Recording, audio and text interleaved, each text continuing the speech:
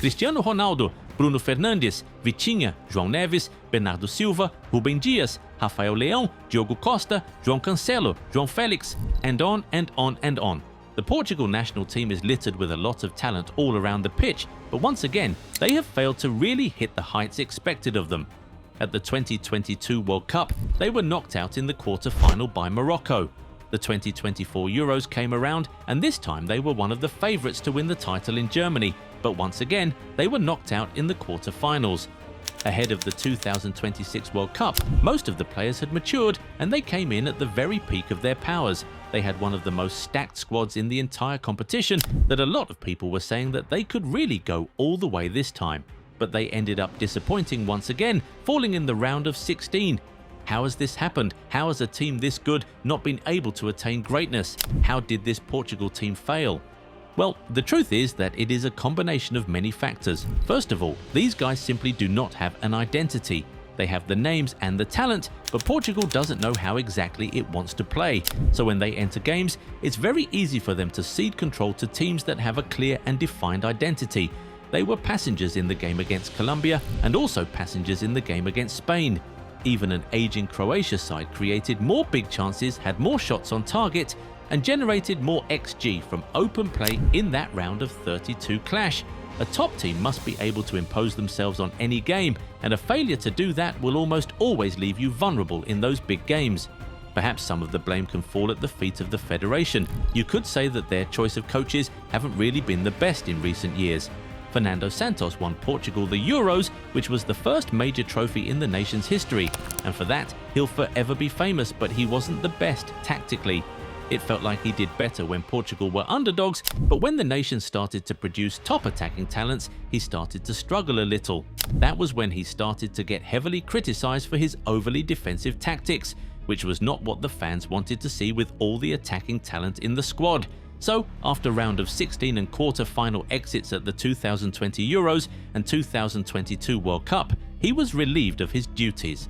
The decision about who would replace him was always going to be a very big one, and the Portuguese FA went for Roberto Martinez, a man who had Everton fans calling for him to be sacked in 2016 and who failed to win anything with Belgium's golden generation despite having the job for 6 years. Could they have done better with their appointment? We surely think they could have. We have seen time and time again how important the head coach can be when it comes to international football. Argentina had a truckload of talents in the 2000s and 2010s, but they failed to win anything. But after they hired Lionel Scaloni, even though the likes of Tevez, Agüero, Higuain, Mascherano and Crespo had retired, he was able to lead them to the most successful period in their entire history. The role of head coach is very important for any national team, and we think that Portugal didn't make the best decision with that one, and it has cost them. No surprises that Roberto Martinez has now left his role after what was certainly a very disappointing spell, and it seems like there's just something missing with the mentality in that Portugal squad. And it's crazy that we're saying this, but that seems to be the reality. These are top players we're talking about here, some even outright world class. UEFA Champions League winners, Ballon d'Or runners-up, Premier League players of the season, record breakers, you name it. They have played at the highest level and have often come out on top, but when they put on the Portugal shirt, it's often like they're completely different players.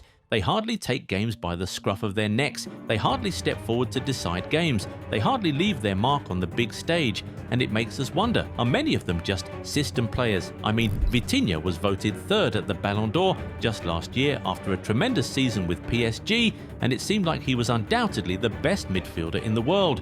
But at no time at this World Cup did he look like the best midfielder in the world or the third best player on the planet. Bruno Fernandes just broke the record for most assists in a single Premier League campaign and was named the player of the season. But at no point at this tournament did he look like the chief creator or game changer he usually is at Man United. Even Nuno Mendes didn't look as impenetrable as he usually does at PSG. João Félix did not look like the player who was just named player of the season in the Saudi Pro League. Bernardo Silva did not even fit it. And Rafael Leão was just as inconsistent as ever. Was it down to the way they were platformed by the manager? Was it a psychological thing? Or like we said, are these just system players? These are the questions that need answering. But of course, the biggest question will always be about Cristiano Ronaldo. He is the elephant in the room that demands to be addressed.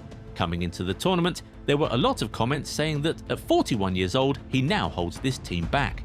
Were they right? Is their greatest ever player now the reason they struggle? I mean, first of all, Cristiano Ronaldo being in the team puts a lot of pressure on them before they even take to the pitch.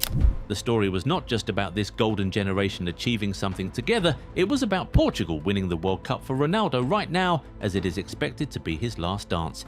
There was so much attention, so much scrutiny, and so much pressure on this team because of that one man, and perhaps it got to them. The players were perhaps unable to play their game because they were scared to put a foot wrong. After all, nobody wanted to be the guy who ruined Ronaldo's last dance, and you could argue that there was no reason why he should be playing full 90 minutes at the age of 41. Of course, he can still bring so much to the team, but perhaps his minutes should have been better managed. There was simply no reason for him to play the full 90 minutes in each of the group stage games. There were times where he just could not offer more to the team, and the coach should have had the courage to take him off, but he didn't. I mean, look at the game against Croatia. When he took off Ronaldo, it was a shock to many, including the man himself. But it made the attack sharper, and in the end, it was Ramos, his direct replacement, who ended up winning the game for Portugal.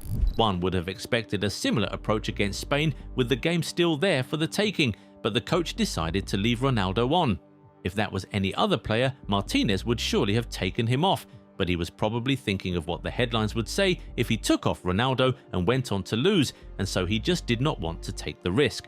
But hey, even if you want to leave Ronaldo there all game, how about building the team around him, a team that works to his strengths and makes up for his weaknesses? You know, just like Lionel Scaloni has done with Argentina, oftentimes we saw Ronaldo drop deep to try and get involved in the play, but he just was never able to create anything.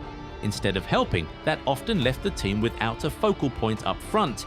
Maybe if Roberto Martinez had created a system that tried to maximize the strength of the nation's greatest ever goalscorer, it would have worked, just maybe. Or should Ronaldo just have been used as a super sub?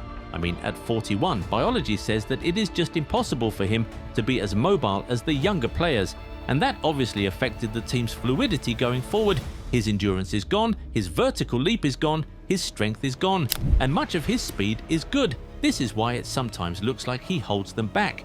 Should he perhaps have let the golden generation take center stage while acting as a leader and morale booster from the sidelines and maybe coming off the bench to be a game changer against tired legs? Well, it's all too late now. Another major tournament has come and gone, and it appears that Portugal have only gotten worse. For you, why is that so? How did this Portugal team fail? What must they do differently in order to achieve success at a major tournament? Tell us what you think in the comments. If you enjoyed this video, give it a thumbs up and subscribe to the channel. Also, turn on the bell notification so you never miss out on new content. Catch you in the next one. Bye. Hey fam, this is your chance to build the jersey collection you've been waiting for. The Goal 90 bundle deal is live. Buy 2 jerseys and get 10% off. Buy 3 and get 15% off. Buy 4 and get a massive 25% off. Club kits, country kits, retro classics, pick your favorites and save big. And yes, every order comes with free worldwide shipping. Goal 90 bundle deal. Buy more, save more. Shop now at Goal 90 Shop.